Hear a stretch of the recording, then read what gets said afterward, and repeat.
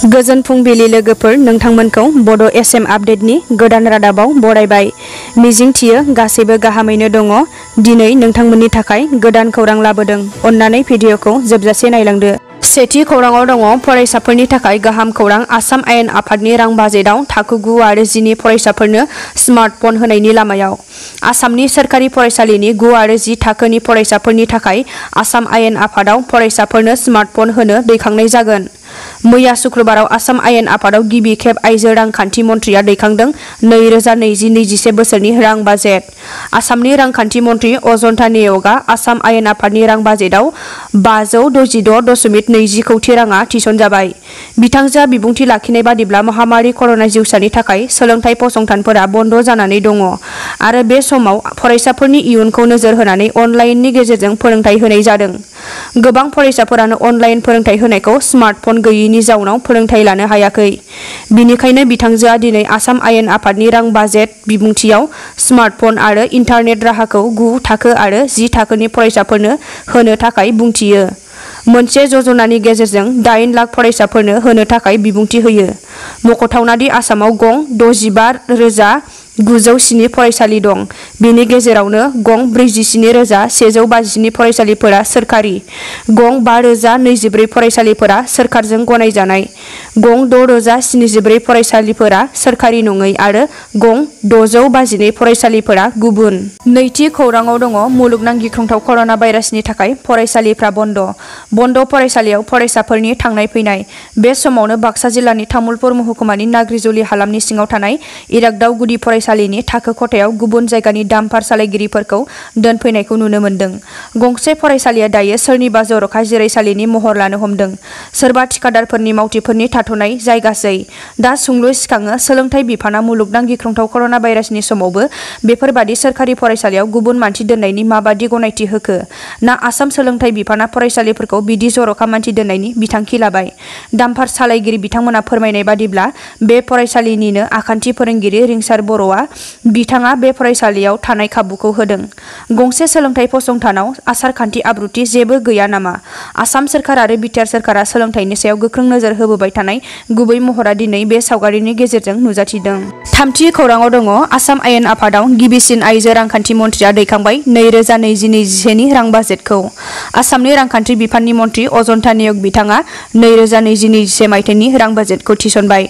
रांखान्थि मन्थ्रि अजन्ता नेउग बिथाङा गोबां गोनांथि बिथांखिफोरखौ लानानै बिबुंथि होदों।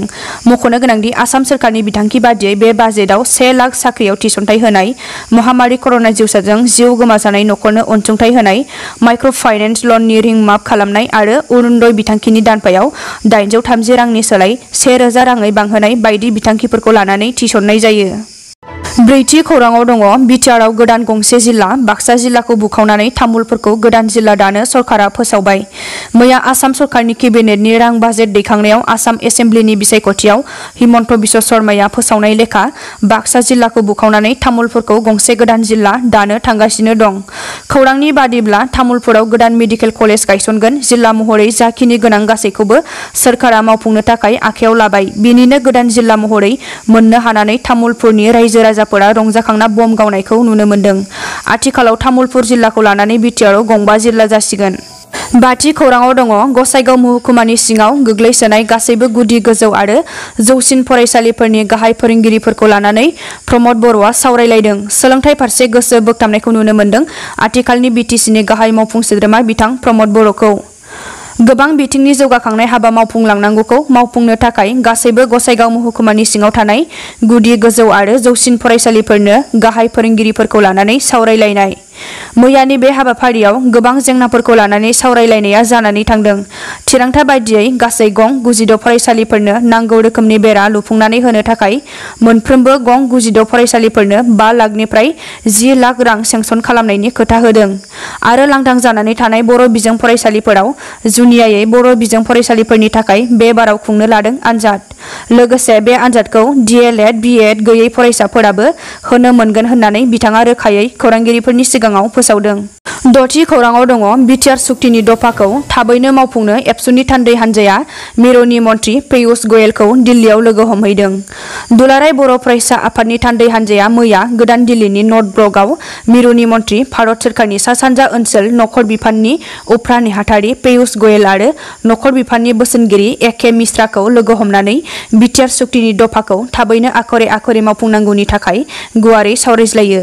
बे हाबाफारियावनो दुलाराय बर' फरायसा आफादनि आफादगिरि दिपेन बर'नि दैदेननायाव एबसुनि बोसोनगिरि खुंख्रा स्वर्गियारि, लोगो आफादगिरि खोरोमदाव औवारी, गाहाय नेहाथारि खनिन्द्र बसुमतारी आरो लोगो गाहाय नेहाथारि कास्टम बसुमतारीया बाहागो लायो आरो मिरुनि मन्थ्रिनो गांसे गोसोखांलाइ गथायो होनना दुलाराय बर' फरायसा आफादा मोनसे रादाब बिबुंसारनि गेजेरजों फोरमायहरदों। मिरु एबसुनि आफादगिरिया बे सावरायज्लायनायनि गेजेरजोंनो बिटिआर सुक्तिनि दफाफोरखौ मावफुंनाया थाबैनो मोजां फिथाइ थायगोन होननानै मिजिंथिदों। जोबथि खौराङाव दङ आसाम सोरखारा फिन दावबायारिफोरखौ कभिड टेस्ट खालामनायखौ गोनांथि खालामदों। आसाम सोरखारा शुक्रबाराव बिथोनलाइ फोसावना होदों। बे बिथोनलाइनि गेजेरजों थांनाय 25 जुन खालाराव फोसावजानाय बिथोनलाइ बादिनो नेमखान्थिखौ गोनांथि खालामना होदों। रेल दावबायारि आरो उरां दावबायारिफोरा कर'ना जिउसानि भेक्सिन लाजानायखौ गोनांथि फोसावना होदों। मख'थावनादि आसाम सोरखारा थांनाय 25 जुन खालाराव बिथांखि लानाय लेखा रेल दावबायारि आरो उरां दावबायारिफोरा कर'ना जिउसानि नैथि खोलोबसिम भेक्सिन लाजानानै दावबायनो हागोन। आसामनि सावस्रि बिफाननि मन्त्रि केशव महन्त बिथाङा फैबाय थानाय समाव गोदान कभिड-19 नेमखान्थि फोसावना होगोन। बेराफारसेथिं आसामाव थानाय सानसेनि गेजेराव सा 1992 सुबुंनि देहायाव कर'ना जिउसा मोननाय जादों।